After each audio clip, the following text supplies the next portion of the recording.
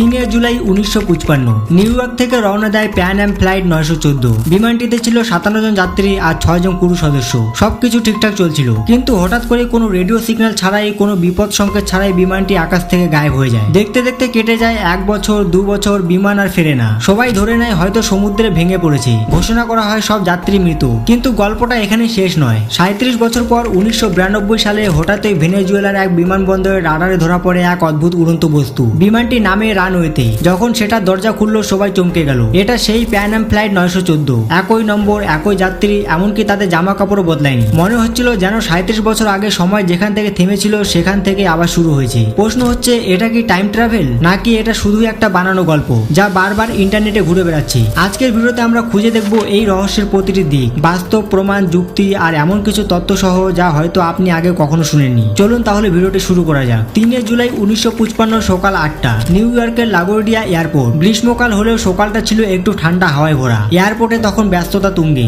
যাত্রীরা কেউ লাগেজ টানছেন, কেউ কফি খাচ্ছেন, কেউ পরিবারের সঙ্গে ছবি তুলছেন। সবাই অপেক্ষা করছেন তাদের নির্দিষ্ট গেটের সামনে, প্যান আমেরিকান এয়ারলাইন্সের ফ্লাইট 914 ধরবেন বলে। এই ফ্লাইটটি ছিল ডগলাস DC-4 মডেলের একটি যাত্রীবাহী বিমান। গন্তব্য ছিল মিয়ামি। বিমানটিতে ছিল 57 জন যাত্রী, 6 জন ক্রু মেম্বার। কেউ যাচ্ছিলেন ব্যবসায়িক কাজে, কেউ বা ছুটি কাটাতে পরিবার সহ, আবার কেউ বৃদ্ধ মা বাবার সঙ্গে দেখা করতে। বিমান চালাচ্ছিলেন ক্যাপ্টেন মিগেল ভিক্টর, একজন অভিজ্ঞ পাইলট যিনি ইতিমধ্যে আকাশে পার করেছেন 18 বছরের বেশি সময়। সকাল 8:20 কন্ট্রোল টাওয়ারে অনুমতি মেলে। বিমানটি রানওয়ে থেকে উড়ে যায় মিয়ামির দিকে। আবহাওয়া একেবারে পরিষ্কার, আকাশ ছিল নীল আর ঝকঝকে। না ছিল কোনো মেঘ, না ছিল কোনো ঝড়। এমনকি বিমানে কোনো যান্ত্রিক সমস্যাও ছিল না। সবকিছুই ছিল নিখুঁত। প্রথম 1 ঘন্টা 15 মিনিট সবই স্বাভাবিক চলছিল, কিন্তু ঠিক 1 ঘন্টা 45 মিনিট পর যখন বিমানটি ফ্লোরিডা আকাশে প্রবেশ করতে যাচ্ছিল, হঠাৎ করে রাডার থেকে গায়েব হয়ে যায় পুরো বিমানটি। না কোনো মেডে কল, না কোনো বিপদের সংকেত, না কোনো যোগাযোগ কন্ট্রোল টাওয়ারের সঙ্গে। বিমানের যেন কোনো অস্তিত্বই ছিল না। ভয় আর উদ্বেগ ছড়িয়ে পড়ে এয়ার ট্রাফিক কন্ট্রোল সেন্টারে। তাড়াতাড়ি শুরু হয় search and rescue mission. Coast guard, navy, এমনকি স্থানীয় জেলেরা পর্যন্ত আটলান্টিক মহাসাগরের বিস্তীর্ণ এলাকায় খুঁজতে থাকে ধ্বংসাবশেষ। দিন যায়, রাত যায়, কিন্তু না মেলে বিমানের কোনো অংশ,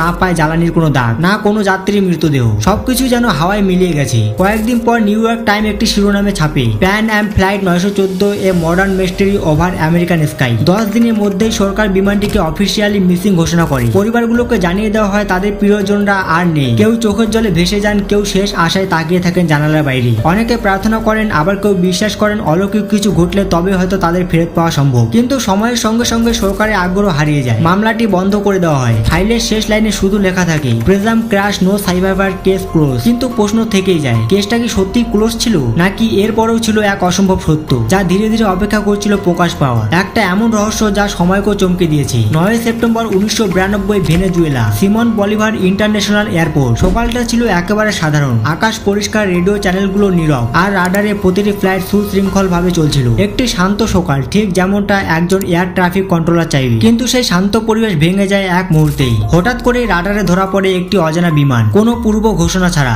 একটি পুরনো ডিজাইনের বিমান প্রবেশ করছে বিমানবন্দরের আকাশ সীমায়। তার ট্রান্সপন্ডার কোডও মিলছে না কোনো আধুনিক রেকর্ডের সঙ্গে। এয়ার ট্রাফিক কন্ট্রোল ভেবেছিল হয়তো এটা কোনো পুরনো সামরিক ট্রেনিং বিমান, কিন্তু তারা যখন রেডিওতে যোগাযোগ করার চেষ্টা করে, সেই মুহূর্তে ভেসে আসে এক চিরচেনা অথচ অসম্ভব বার্তা, this is pan am flight 914 from new York to Miami, requesting landing introduction. পুরো কন্ট্রোল রুম থমকে যায়। প্যান অ্যাম ফ্লাইট 914, যে ফ্লাইটটি 37 বছর আগে হারিয়ে গিয়েছিল। তড়িঘড়ি করে শুরু হয় ডেটা যাচাই, রেডিও সিগন্যাল, ট্রান্সপন্ডার কোড, এমনকি বিমানের পাইলটের নাম মিগুয়েল ভিক্টর। সবকিছুই হুবহু মিলে যাচ্ছে 1955 সালের রেকর্ডের সঙ্গে। কেউ যেন বিশ্বাস করতে পারছিল না, যেন সময়ের ফাঁক গলে ফিরে এসেছে এক হারিয়ে যাওয়া অধ্যায়। তাৎক্ষণিকভাবে বিমানবন্দরে সতর্কতা জারি করা হয়। Security team, medical unit, immigration officer, সবাইকে প্রস্তুত রাখা হয় অজানা যাত্রার জন্য। রানওয়ে 5-এ অবতরণের অনুমতি দেওয়া হয় সেই রহস্যময় বিমানটিকে। চারপাশে উত্তেজনা, জল্পনা আর কিছুটা আতঙ্ক। সবাই অপেক্ষা করছে কি নামবে এই আকাশ থেকে, বাস্তবের কোনো ব্যাখ্যা নাকি টাইম ট্রাভেলের জীবন্ত প্রমাণ। বিমানটি যখন নামলো ভেনেজুয়েলা সিমন বলিভার বিমানবন্দরে, তখন রোদের আলো স্পষ্ট দেখা যাচ্ছিল।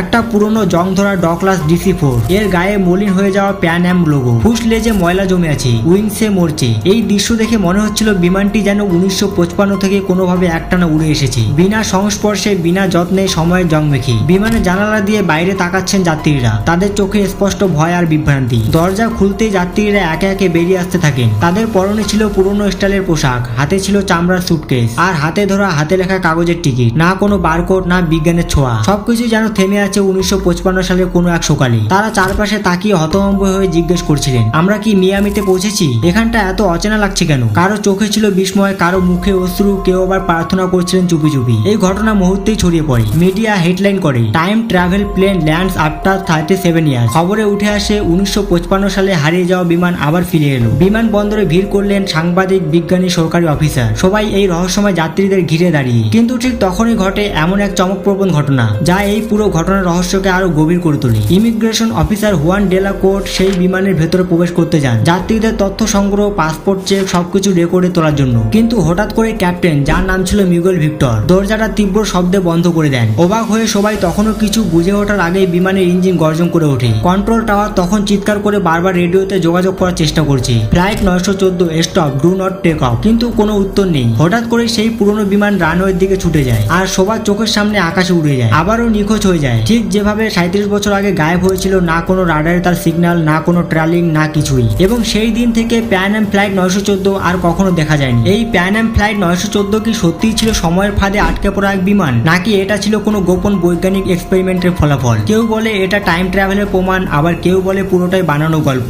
কিন্তু প্রশ্ন হলো, যদি সবই মিথ্যে, তবে কেন সেই ট্রান্সপোর্টার কোড মিলে গেল 1955 সালের রেকর্ডের সাথে? কেন যাত্রীদের পোশাক, টিকিট, এমনকি ভাষাও ছিল সেই পুরনো সময়ের মতো? আর যদি এটা সত্যি ঘটে থাকে, তাহলে আজও কি সেই বিমান কোথাও উড়ছে, সময়ের কুয়াশার মাঝে ফিরে আসার অপেক্ষায়? আপনি কি ভাবছেন? এই ঘটনা কি সত্যি ছিল নাকি শুধুই কল্পনা? কমেন্টে জানাতে ভুলবেন না। ভিডিওটি ভালো লাগলে একটা লাইক অবশ্যই করে দিও। আর এমন আরো অজানা ও রহস্যময় গল্প পেতে চাইলে চ্যানেলটিকে সাবস্ক্রাইব করতে ভুলবে না। তাহলে আজকের জন্য এখানেই দেখা হচ্ছে পরের ভিডিওতে।